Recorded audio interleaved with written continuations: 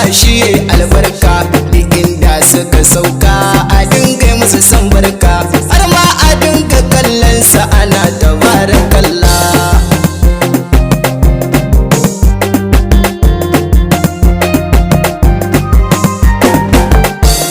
Buɗe kunnuwanki sauraron amarya, kirki ba mijinki da kyau amarya, na san kina da kyawawan halikin ta amarya. Biya Aisha, biya amarya, farin ciki muke za ta je ɗakin mijinta. Na san kina da tsafta Aisha amarya, ba kya zama da datti ko a gida amarya, idan kin je gidansa ki dora amarya.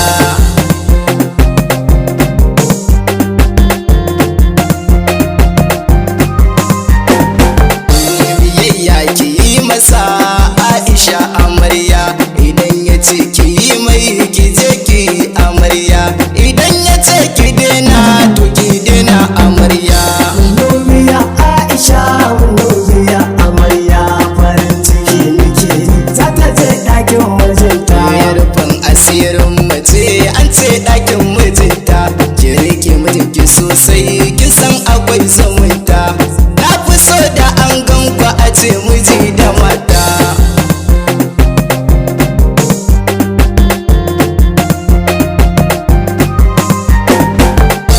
Shi zama na aure sai an yi haƙuri, shi yasa iyayenmu suke ba da haƙuri, na fi son da kanki ki je ki yi nazari. Biya Aisha, biya amarya, farin ciki muke za ta je ɗakin mijinta. Rayuwa fa kenan Allah ya ka lokaci, Allah ya sa ki shiga cikin gidan aminci, ku yi zama na ƙauna juna ku yi zumunci.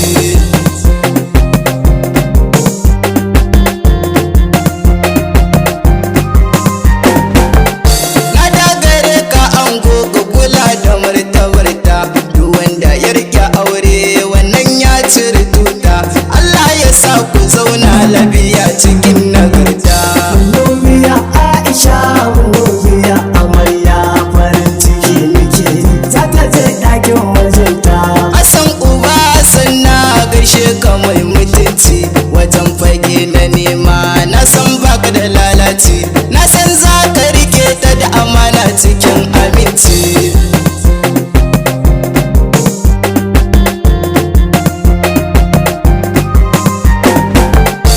Kadda ka manta rabana shine ya baka, to ka rike ta da kima ta zama matarka, rabbana ya sa auren nan yayi albarka. Biya Aisha, biya amarya, farin ciki muke za ta je ɗakin mijinta. Na gano iyayen amarya suna ta murna, har da mafayayye a gare tana ta murna, duka 'yan uwa sun zo su nuna murna.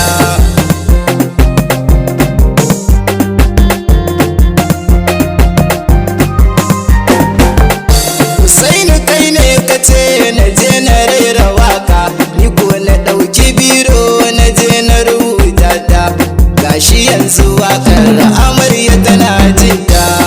Biya Aisha, biya amarya, farin ciki muke za ta je ɗakin mijinta. Ni da ganin ta mai amana mun nubiya Aisha, sannan akwai zumunci mun nubiya Aisha, sansan ba ta da jahilci mun nubiya Aisha, sannan akwai mutunci mun nubiya Aisha, dole ne in raira miki tambura Aisha, kin fada ce da miji mun nubiya Aisha, Allah ya ba ku kima mun nubiya Aisha, ki shiga gidanki mun